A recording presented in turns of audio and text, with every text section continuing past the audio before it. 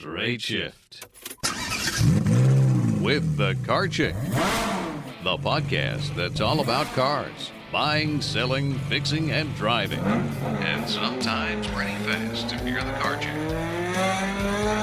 Now, here she is. Hello, everyone, and welcome back to the Straight Shift. Today's podcast is all about safety, and I'm going to warn you ahead of time. This is a particular topic that really makes me mad. So if I get a little ranty and get on my soapbox, you have been forewarned. But this is a topic that is very shocking for a lot of people, and it affects the safety and the very lives of so many people. So I think it's really important to talk about this so that you understand how this will affect you the next time you decide to buy a new car and look at the data around that car to make your decision.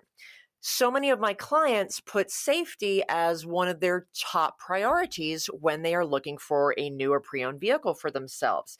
So we think of vehicle safety, we tend to look at those all-important crash test ratings and the top safety picks and everything that comes out of those government-regulated tests. Unfortunately, the results of those tests may not apply to you.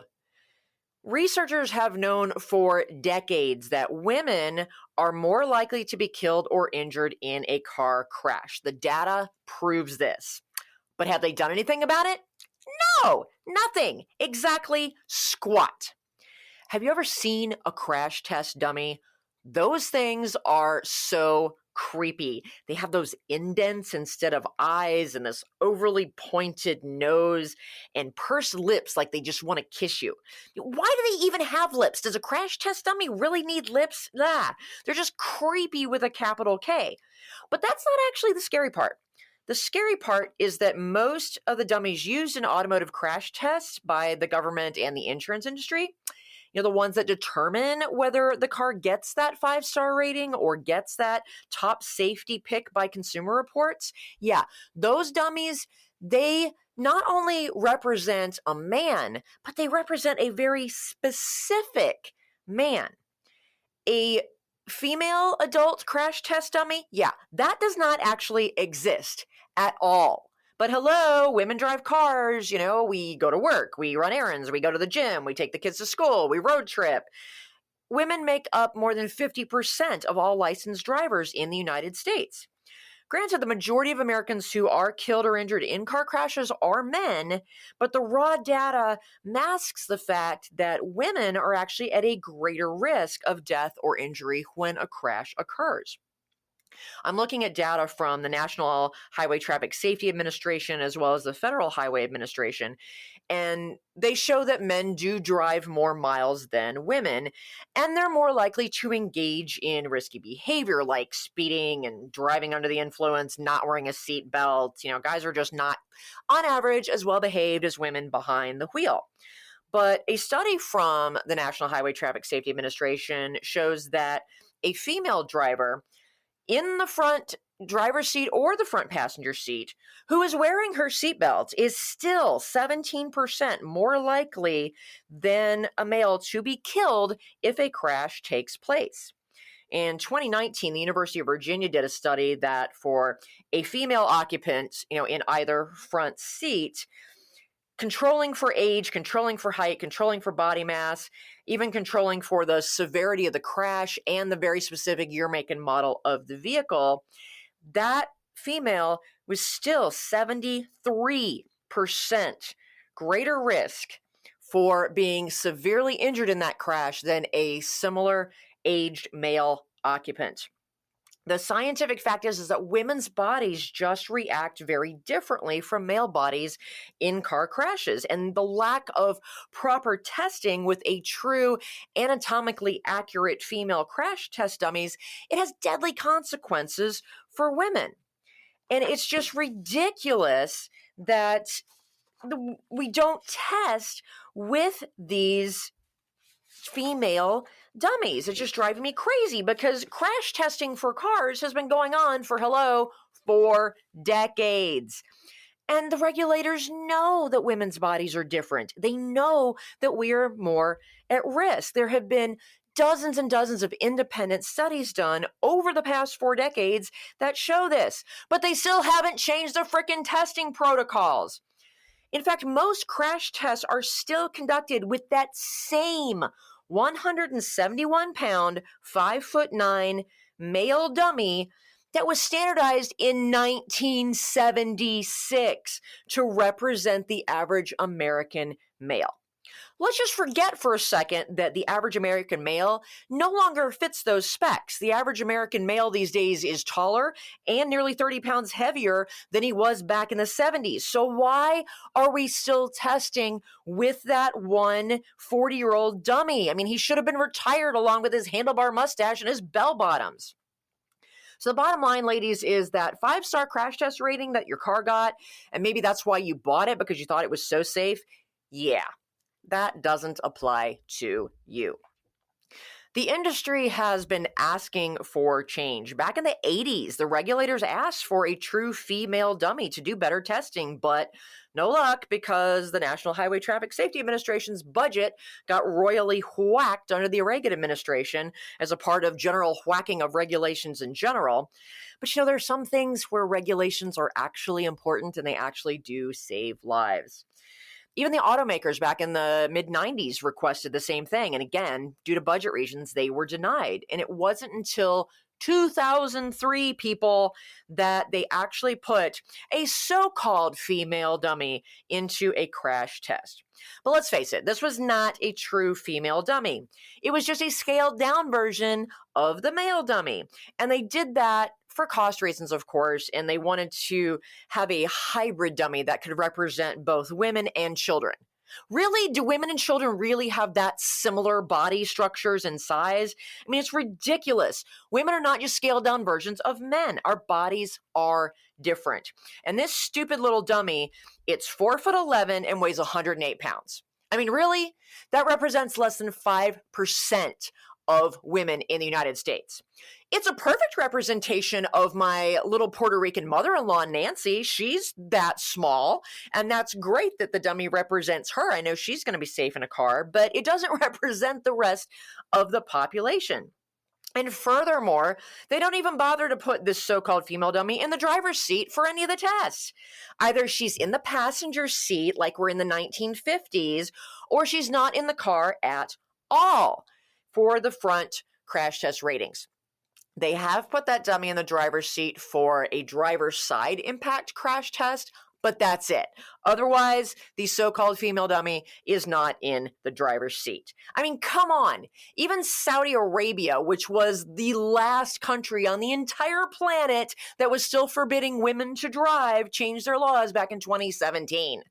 We really need to have a crash test dummy that accurately represents over half of our drivers.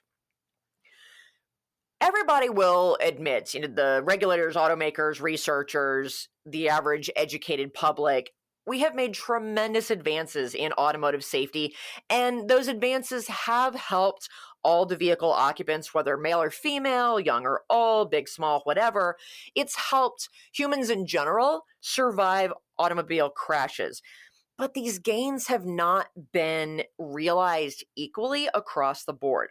The vast majority of the reductions in crash fatalities have been for men. Now, don't get me wrong, that's great. I don't want men dying in car crashes either.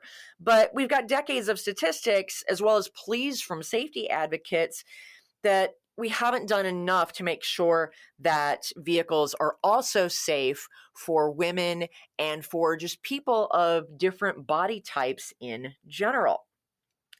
So let's talk about why. Nobody's going to be surprised, right? Why haven't I not changed the testing protocols? Classic excuse. It's too expensive. Each dummy does cost about $125,000. So yeah, they're expensive. And each individual crash test that they conduct runs about $100,000. So yes, if we had multiple dummies to represent multiple body types, men, women, tall people, short people, larger people, and then you test them in the different seating positions and do the frontal test, the side test, the rollover test, the hybrid test. That starts to get very expensive very fast. But we're talking about saving lives. And what they're essentially saying by not doing that is that women's lives are not important. Different body types are not important. They have let the bottom line dollar impact our safety as drivers. So let's talk for a minute about what are the differences in our bodies and why do we experience very different results in a car crash. So I'm going to talk for a minute about some of the physics involved in a car crash and give some very specific examples. And I do want to warn you, some of these descriptions are going to get a little bit graphic. So if this is a trigger for you, or if you get a little queasy, listen at your own risk. We think of a car crash as a single event, but it's not. There are actually 3 stages to a car crash. The first stage is the vehicle crash, and that's the one that we think of. This is the impact of the car, truck, whatever, into a foreign object, whether that's another car, it's a tree, it's a guardrail, whatever. The vehicle crashes into another object and has that impact and stops moving eventually. The second impact is what is called the human crash. The human crash is when the body of the vehicle occupants comes into contact with the seat belts, the airbags, or worse, the dash, the windows, flies through the windshield and hits the ground because you weren't wearing your seatbelt like a complete idiot. That's the human crash. It's our bodies hopefully being stopped by the vehicle restraint system or something else.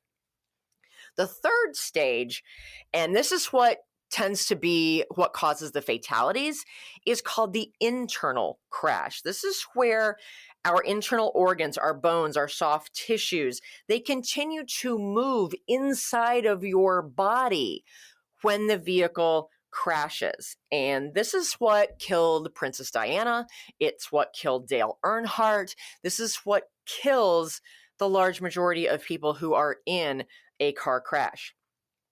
It's good old Newton and his laws of motion causing the problems here, right? The energy of the crash that isn't absorbed by the vehicle in that first stage. When the vehicle crashes, then that energy gets transferred to the occupants, the bodies, and then that gets transferred into the internals of our bodies. It's just the laws of inertia. So this is where I'm going to get a little graphic here. So second warning. Princess Diana, when she was killed in the car crash when they were being chased by the paparazzi, she suffered a concussion, she had a broken arm, she had a cut on her thigh, but what actually took her life were her severe chest wounds. Her heart kept moving inside her chest due to inertia, and it displaced and it caused a tear to the pulmonary vein, and she bled out internally. That's what killed her. She didn't die from the concussion, she didn't die from the cut, she died from her heart continuing to move and tearing away from the rest of the structure. Dale Earnhardt was killed a few years later. If you remember, he hit the wall during the Daytona race in February 2001. It's one of those things like Princess Diana's death, Dale Earnhardt's death.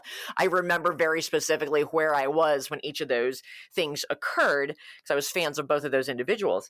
But Earnhardt's injuries were complicated by both the speed and the angle at which he hit the wall, because a race car driver, especially a NASCAR, hitting a wall, not an uncommon occurrence. And thankfully, the number of fatalities when that happens has been significantly reduced.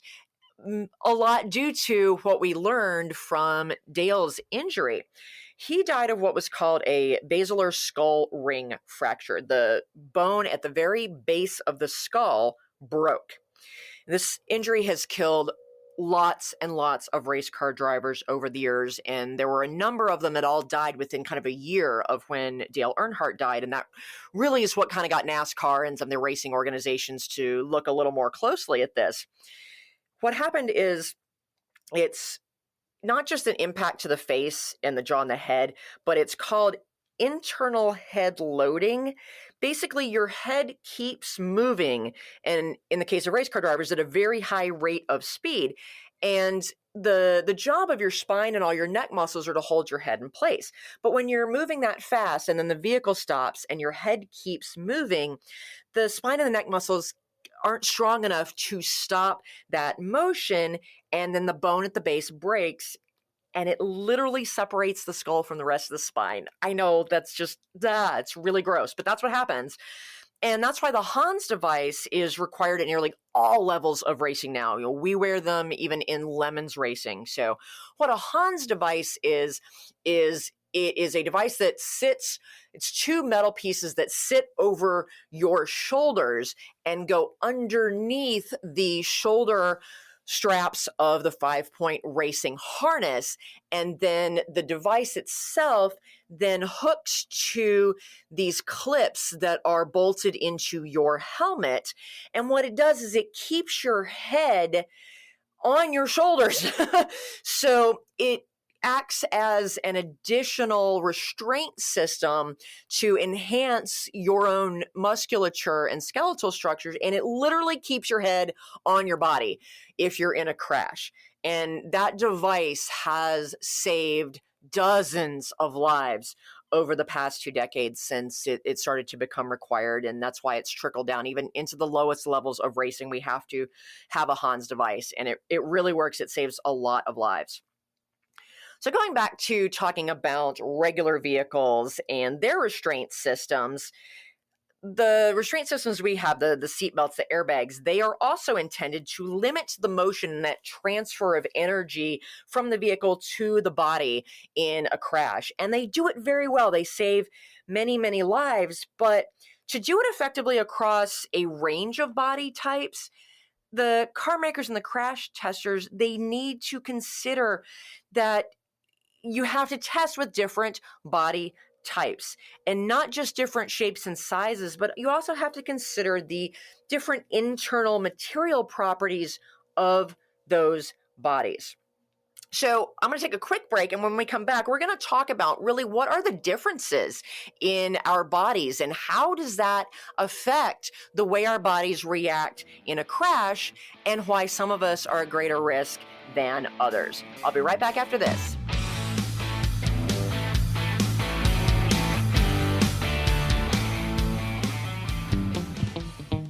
Do you hate car shopping? Do you worry about being taken advantage of or about finding the right car at a great price? Buying a car can be a frustrating and time-consuming experience. But what if you could get a great deal without having to do a ton of research, without having to haggle, and without the fear of buying a lemon? You can. As your personal car shopper, the Car Chick will help you pick the perfect car based on your unique lifestyle, budget, and personality. She'll handle all of the legwork and negotiating for you. All you have to do is sign the papers and take the keys. It's that easy. To learn how the Car Chick can save you time, money, and hassle on your next car purchase, give us a call at 704-248-8706. That's 704-248-8706. Or visit us on the web at thecarchick.com. The Car Chick is back for more Straight Shift.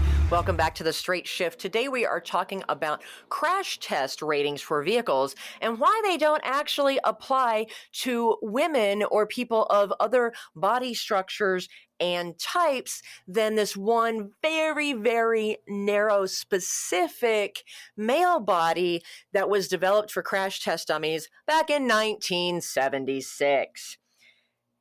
The physiological differences between men and women create a greater risk for women in a crash. I'm going to say this again. Women are not just scaled down versions of men. We have different body parts. We are put together differently. Our structure is different. Our weight is distributed differently. The body parts fall into different places in the car seat than men. And all of these things contribute to us having a greater risk of serious injury or death, especially in a front impact vehicle crash, which the majority are. So let's talk about what are some of the differences in it. How did those differences specifically put us at greater risk behind the wheel of a car? The average American woman is 5.4 inches shorter and 27 pounds lighter than the average man. So as a result, we sit closer to the steering wheel in order to be able to reach the pedals and be able to reach all of the controls. And this puts us at greater risk.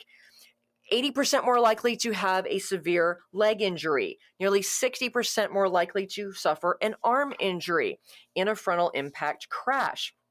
I got pulled over, yes, for speeding several years ago. And interestingly enough, the cop didn't yell at me about my speeding. He sat there and really fussed at me about my seating position in the car because, yes, I sit with the seat not all the way up, but about 2 notches back from all the way up. And he was pretty preachy at me about that. He's like, do you always sit this close to the wheel? Why do you sit this close to the wheel? Do you know that you're more at risk?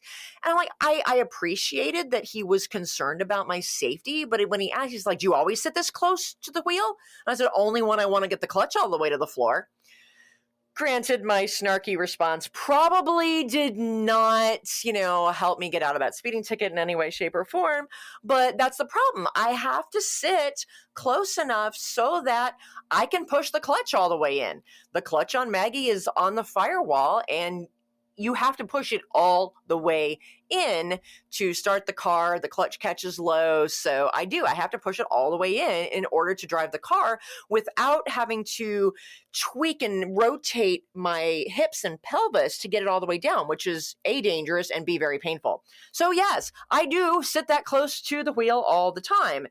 It also gives me greater control of the car to avoid an accident, but he really didn't want to hear any of that. He got very ranty with me, and that whole thing just did not end particularly well. I got the ticket, but I appreciate the concern, even if it was not delivered as well as it could have been. But the reality is that's true for most women. Even if you don't drive stick, most women still have to sit further up in order to be able to reach the pedals and to be able to reach all the controls. And when we're sitting that close, in a frontal impact, it's going to hit the legs. It's going to hit the arms. The airbag is more likely to deploy much closer to our chest and to our face. Even the seat belts lay differently over our chest than they do with men, partly because we tend to be smaller, but also, let's face it, we have boobs, and the seatbelt affects, it does not lay over the boobs as gracefully and certainly not as comfortably as we would like. And just the boobs themselves are soft tissue. So it's kind of like if a guy were to put a pillow between his chest and the seatbelt, there is some give there. So your body moves more until that seatbelt restrains it. There's a gap there that's simply created by the soft tissue that makes our bodies move more in an accident. That restraint system does not restrain us as firmly as it should. And as a result, we are more likely, 26% in fact, more likely to suffer a chest injury in a crash. Our heads, because we tend to be shorter, sit lower in the seat. We sit lower against the headrest. And our neck muscles aren't nearly as strong as a man's neck muscles. So we're 22% more likely to suffer a head injury and 45% more likely to suffer a neck injury like whiplash than male drivers. Our bodies just they're not as strong to restrain itself as a man's body. Our pelvic geometry is different. Our hips and pelvis are wider because that whole childbirth thing that I have, managed to avoid all my life, thank goodness. But it also means that our hips are not directly in line with our legs, our knees, and our feet. That's why women athletes tend to have more knee problems than men athletes, because the forces of energy do not transfer directly up the leg, directly up to the hip. And similarly, in a frontal car crash, that energy that's transferred from the car to your foot that's usually on the brake pedal, up your leg, up your hips, that energy is transferred at an angle for us, so we are more likely to fracture our pelvis in an accident and have more abdominal injuries than a man would. It's just the nature of the way our bodies are put together. I mean, even the makeup of our bones can be different, especially as women age. Bones are not this static structure in the body that we think that they are. Our skeletal system is constantly sensing and reacting to different loads and forces on it, and it moves to meet those needs. But our bones are smaller and they tend to be less dense, and that increases the likelihood of bone fractures and displacements during a crash. It's not just women who are at risk. Anybody with a body type and structure that is different from the quote average dummy, which again was representative of the average man in the 1970s. The sad reality is that 42% of American adults are considered severely overweight or obese.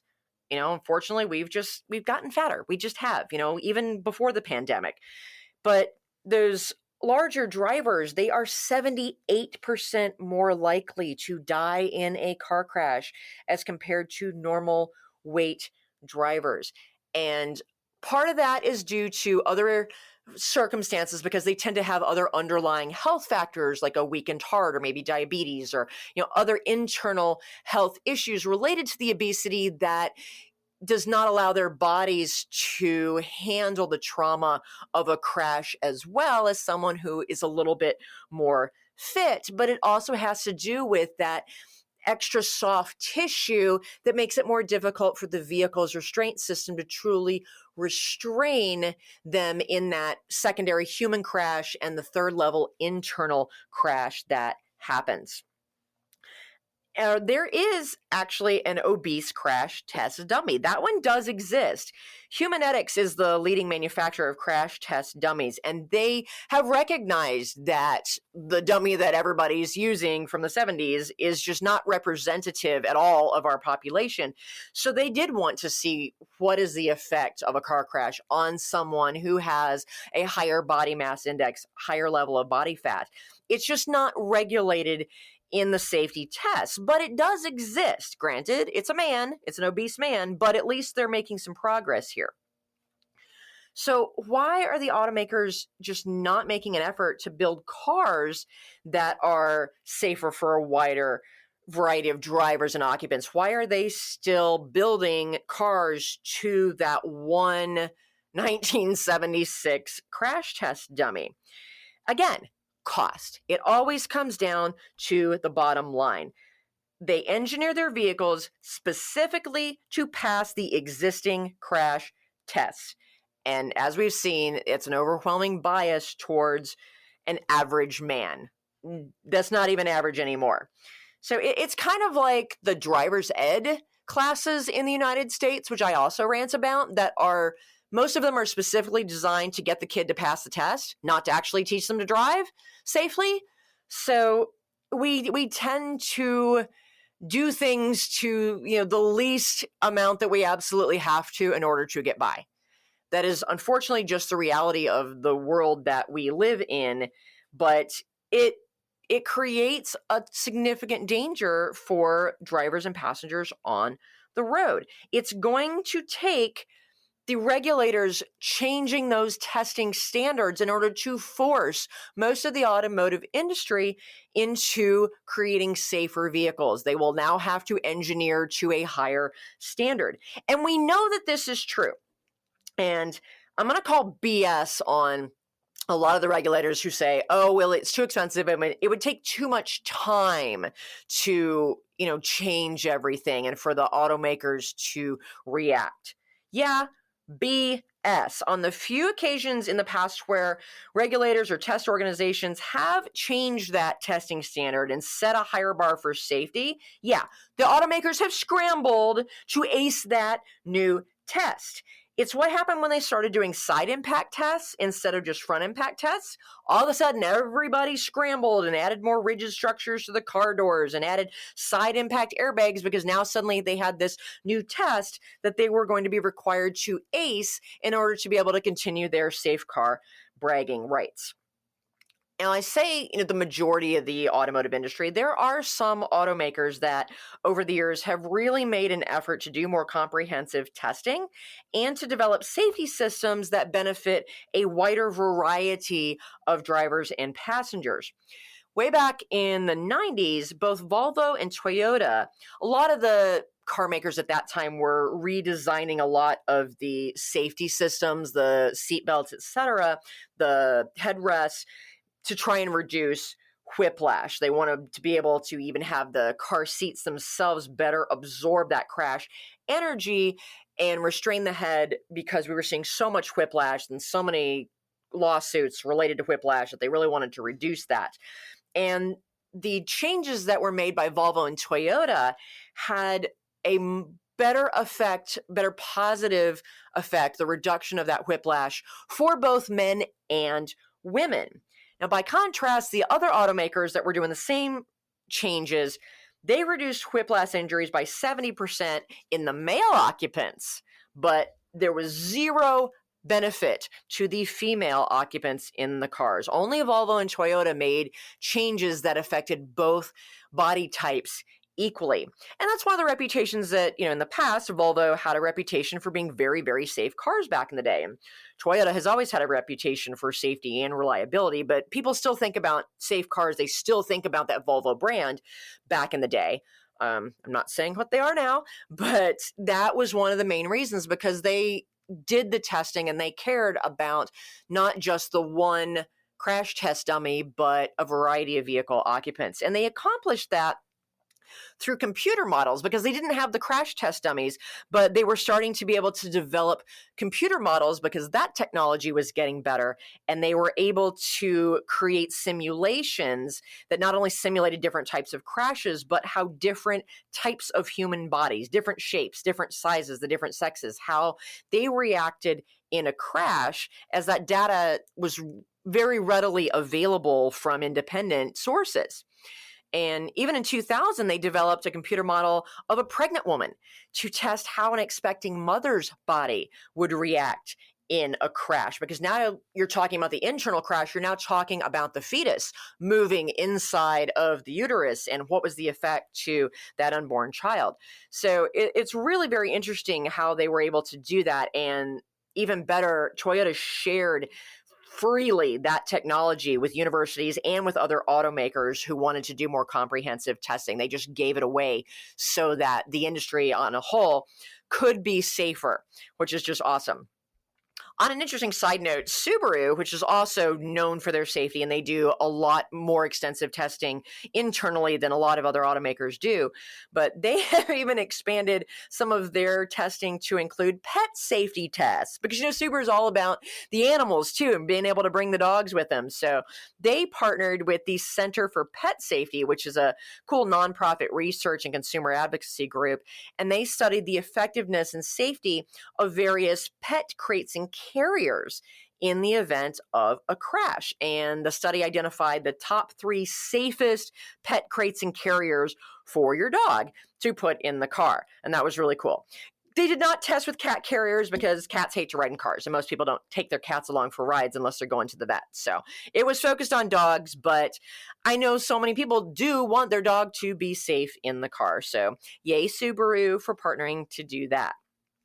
But the bottom line is that the vast majority of automakers are not going to design better safety systems that protect a wider variety of body types until they are forced to do so to pass the government-mandated crash tests. So we have to change the regulations in order to ensure that cars are safer for more members of our population. And they're going to hem and haw over doing that. But again, I'm going to call bullshit, because if they are properly motivated, it can be done, and it can be done in a very short period of time. So let's take what happened in the late 90s. 179 people, including, and this is the kicker, 118 children, because, when children start dying, unless it's in a school shooting, which apparently we don't care about, when children die in car crashes, all of a sudden everybody pays attention. And these people were killed in low-speed crashes that absolutely positively should not have been fatal. Why? Airbags. The airbags that were designed to keep them safe were too powerful. And so they deployed. When an airbag deployed, literally it is rocket fuel in there igniting and exploding the airbag in your face. And it was exploding with too much force, and it was killing mostly women and children that were in the passenger seat, and even some drivers in the driver's seat. So the airbags, again, were designed to keep the average male in his seat during a crash, even if he wasn't wearing a seatbelt. And that was the federal safety regulations. But those airbags were too powerful for smaller front seat occupants like women and children. So as a result of these, 179 deaths, which in the grand scheme of things, if you look at the numbers, is an extremely small percentage, but it was definitely enough to get the attention of regulators, and they scrambled to change the standards and to change the laws. Children are now required to sit their butts in the back seat until they're of a certain size where they can safely sit in a front seat due to the airbags. But the airbag manufacturers were also required to reduce the power of their airbags. And nowadays that we have more intelligent systems in the cars now have sensors in the seats to detect the weight of the occupant, or zero weight if the seat is not occupied. And the airbag will now deploy at a rate that is proportional to the size of the occupant. Or if there's no occupant, it won't bother to deploy at all. We have smarter cars, but that stuff changed pretty much overnight as a result of this group of deaths. So it can be done when they're properly motivated. But it has to happen. These changes have got to happen in order to keep everybody safe. And fortunately, we've got some people in our government that are attempting to make these changes. Congresswoman Elaine Norton, who represents the District of Columbia, and she's also the chair of the Highways and Transit Subcommittee. She announced earlier this year that she's introducing a bill to require that car crash test dummies be accurately modeled on both male and female bodies and accurately represent today's population, not the population from the 1970s. And she said, hello, women make up 50% of the population of licensed drivers. So shouldn't 50% of the crash test dummies used to test the safety of our cars be comprised of female crash test dummies? You would think that would be obvious, but unfortunately, we're not there yet. We still have a long way to go in making sure that our vehicles are truly safe for the majority of the people who are going to be riding in them and driving in them. So what does this mean to you as a car shopper who wants to have a safe vehicle?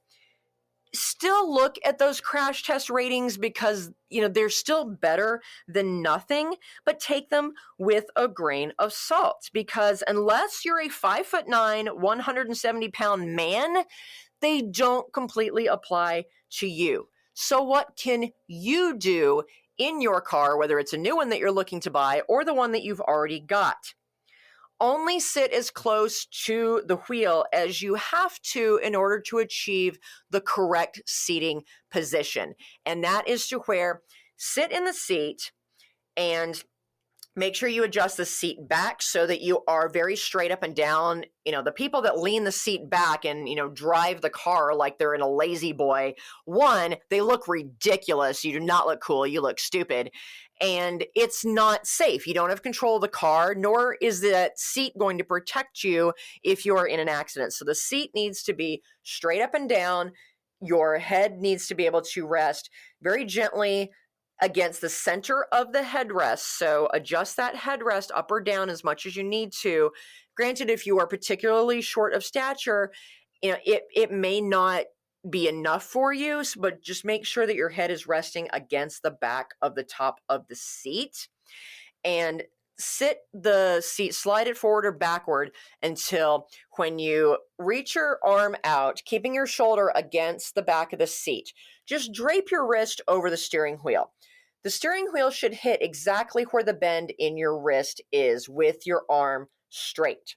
because that means when you are sitting and have your hands in the 9 and 3 position, not the 10 and 2, not the 6 o'clock, not the 12 o'clock, 9 and 3 is the proper safe driving position. You have about a 90 to 120 degree angle there at your elbow.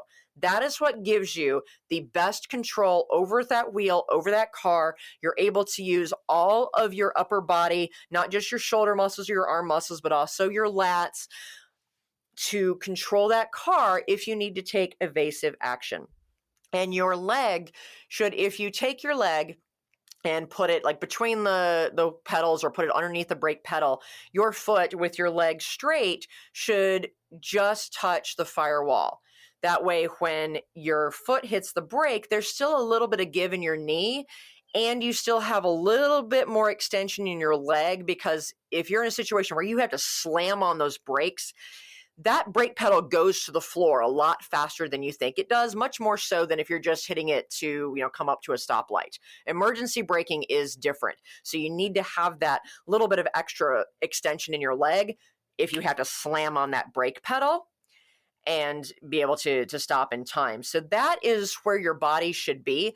Where that can be challenging is if your body proportions don't work with the car. My husband, he's not particularly tall. He's under 6 feet, but so much of his height is in his legs. So he has to move the seat further back so that he's not cramped and his knees not banging into the steering column.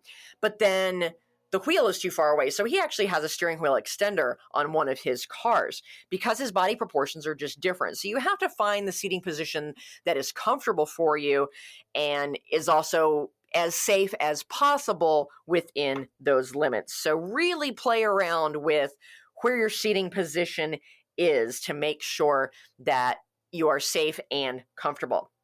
And make sure that your seatbelt is able to get nice and tight and it's in the correct position for your body. I have to have, because I do sit forward, the seatbelt cuts into my neck. I mean, I literally get sores on my neck. So I got some pads that wrap around the seatbelt and they provide, a protection against the skin of my neck so the seatbelt doesn't cut into it. They're also hot pink and they look completely awesome. So, you got to get them to go with your car. But you can find those very easily, online. And it makes a big difference because you can put the seatbelt in the correct position. I notice a lot of women that experience that, they will take the seatbelt and they'll tuck it underneath their arm because it cuts into their neck. Well, now it's not doing anything in an accident. It's not going to restrain you at all. Your head is going to hit the dashboard or the airbag. So don't do that.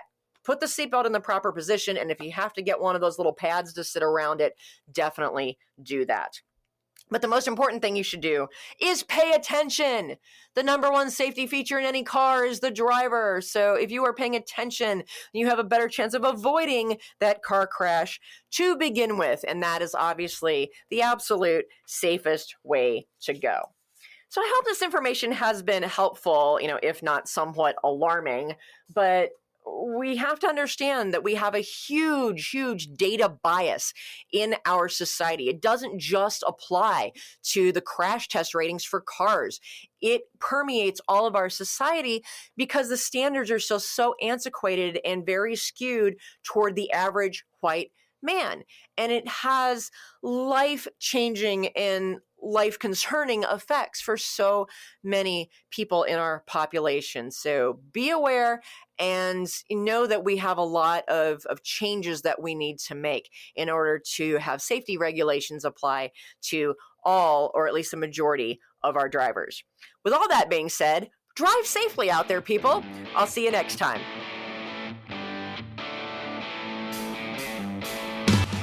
The Straight Shift Podcast is copyright LeeAnn Shattuck, The Car Chick, 2017.